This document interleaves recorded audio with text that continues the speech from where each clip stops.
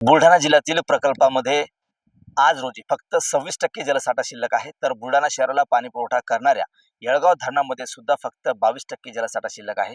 त्यामुळं भविष्यामध्ये पाणी टंचाईचं सावट जे आहे ते बुलढाणा शहरावरती घोंघावू शकतं.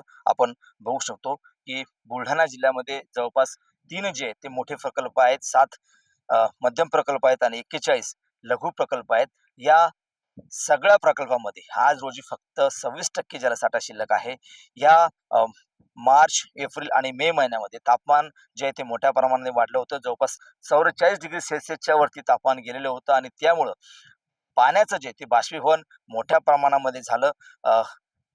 26% जलसाठा फक्त आज रोजी शिल्लक आहे.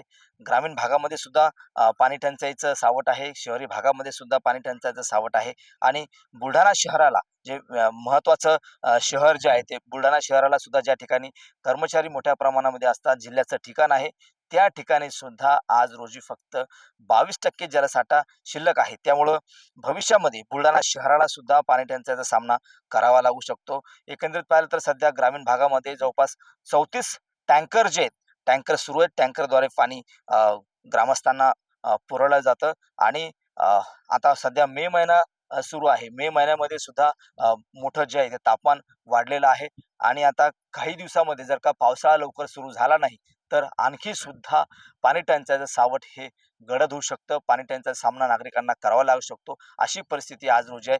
26% जलसाठा फक्त आज रोजी शिल्लक आहे. त्यामुळे प्रशासनानं सुद्धा आवाहन केलेलं आहे, की पाणी जपून वापरा. कॅमेरामन निलेश देशमुखसह गणेश सोळंकी, TV9 मराठी, बुलढाणा.